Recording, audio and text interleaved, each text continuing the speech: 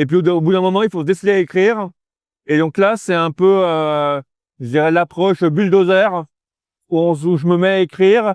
Et voilà, j'essaie d'éviter de me référer à ma documentation et d'avancer dans mon histoire jusqu'à la fin. Bonjour, nous sommes ravis de vous accueillir. Pouvez-vous vous présenter, s'il vous plaît?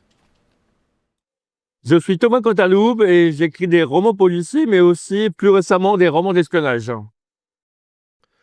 Comment travaillez-vous sur un roman? Comment je travaille sur un roman? Il y a toute une phase de documentation, de maturation d'une idée qui peut prendre des mois sans qu'on écrive. Et puis au bout d'un moment, il faut se décider à écrire. Et donc là, c'est un peu, je dirais, l'approche bulldozer où je me mets à écrire. Et voilà, j'essaie d'éviter de me référer à ma documentation et d'avancer dans mon histoire jusqu'à la fin. Réécrivez-vous beaucoup quand vous travaillez sur un roman? Alors, je n'aime pas tellement réécrire, donc j'évite au maximum de réécrire, mais c'est néanmoins une étape indispensable, puisque le premier enjeu, c'est quand même d'arriver jusqu'au bout, de terminer son roman. Et après, effectivement, il y a au moins une réécriture de ma part, 2-3 réécritures, plus mon éditrice ensuite. Donc, c'est vraiment un processus de peaufinage jusqu'à ce que ça soit prêt, que tout le monde impliqué dans la chaîne de l'édition soit content. Comment construisez-vous un chapitre? Alors, je ne sais jamais quand je démarre un chapitre comment je vais le finir. J'ai généralement une idée de ce que je vais mettre dedans, mais c'est vraiment au moment où je m'assois devant mon ordinateur et que je commence à écrire que le chapitre émerge. Je n'ai jamais d'idée précise de comment je vais rédiger un chapitre. Comment gérez-vous la question du point de vue, c'est-à-dire qui est le narrateur, qui raconte? Alors, jusqu'à maintenant, j'ai toujours été très prudent d'adopter le point de vue de mes personnages. C'est une décision personnelle et c'est quelque chose, effectivement, que souvent on voit. Il m'est arrivé de donner des ateliers d'écriture, des cours d'écriture, et la question du point de vue est essentielle, et des fois, elle est dure à saisir.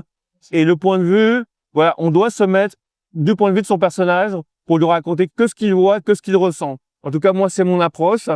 Et ça permet effectivement de limiter. Et du coup, l'intérêt du point de vue, c'est qu'il y a aussi beaucoup de choses qui sont cachées. Et donc, ça permet effectivement de progresser dans une intrigue avec le lecteur sans trop lui révéler. Quel serait votre conseil à un auteur débutant? Un conseil à des apprentis écrivains, c'est avant tout de s'atteler à l'écriture et d'aller jusqu'au bout. Pendant des années, j'ai écrit des morceaux de scénario, des morceaux de romans et je terminais jamais rien.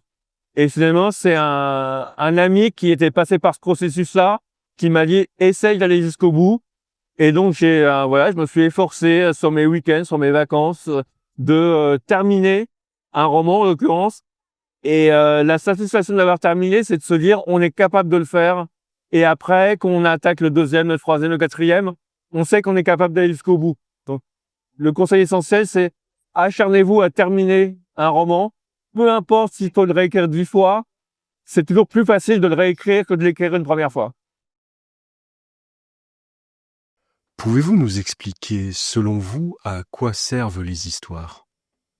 C'est très important de raconter des histoires parce que on vit entouré d'histoires qu'on ne pense pas forcément à coucher sur du papier, mais elles ont quelque chose de très primordial, de très primitif à l'esprit humain qui a besoin de s'évader ou au contraire de appréhender le réel au travers des histoires. Moi, je travaille plutôt sur le réel que sur la fiction complète et ça permet, je pense, de se bâtir des schémas de compréhension de choses qui nous auraient peut-être échappé si on les avait pas mis sous forme de récits de fiction. Les tropes sont-ils un outil utile ou quelque chose à éviter? Oui, le roman noir, il est difficile d'échapper au code du genre. Ce sont à la fois des béquilles, parce que voilà, si on caricature un peu, dans le roman noir, roman policier, il y a un crime au début, une résolution à la fin.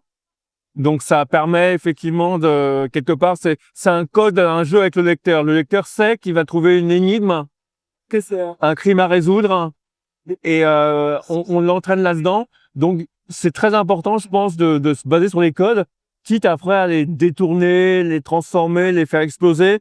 Mais il y a néanmoins des codes, et ces codes, c'est en quelque sorte un contrat avec le lecteur. Comment voyez-vous l'hybridation des genres narratifs? Je suis extrêmement favorable à l'hybridation des genres. Les genres existent parce qu'à un moment donné, il faut bien ranger les livres dans une bibliothèque, les mettre sur des étals de librairie. Mais on se rend compte que finalement, il y a plein de gens qui traversent les genres. Il y a des gens qui, soi-disant, sont de la littérature blanche, mais qui en fait c'est du polar. Dans le polar, il y a des gens qui écrivent admirablement bien et qui mériteraient parfaitement leur place dans les grands prix littéraires.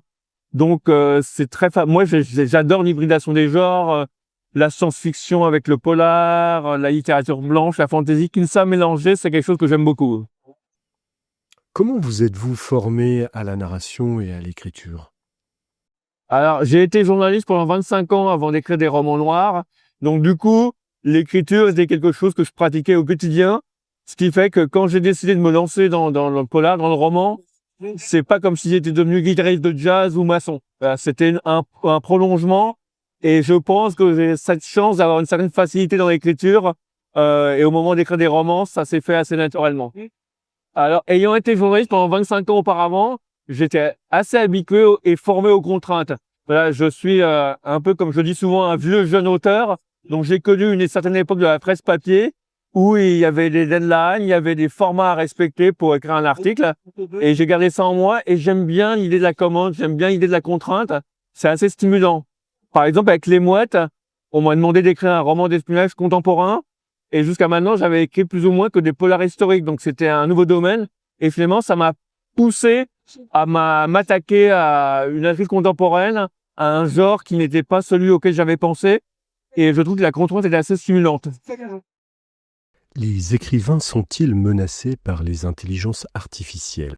Aujourd'hui, je ne pense pas que ni les écrivains ni les journalistes soient menacés par les intelligences artificielles. Comme tout outil technologique, il faut apprendre à s'en servir. Et moi-même, j'ai appris à m'en servir, notamment pour la documentation, puisque ça nous permet effectivement d'appréhender un travail de documentation différent. Tous les essais que j'ai pu faire ou voir de l'intelligence artificielle qui essaye d'écrire à la place d'un écrivain ou même d'un journaliste, c'est assez factice. C'est assez, on voit que ce n'est pas un travail humain et je pense que les lecteurs s'en rendent également compte. Donc tous ceux qui, à mon avis, essaieront de s'appuyer complètement sur l'intelligence artificielle échoueront probablement ou feront des choses très fades, très stéréotypées. Il faut s'en servir comme un outil d'appui.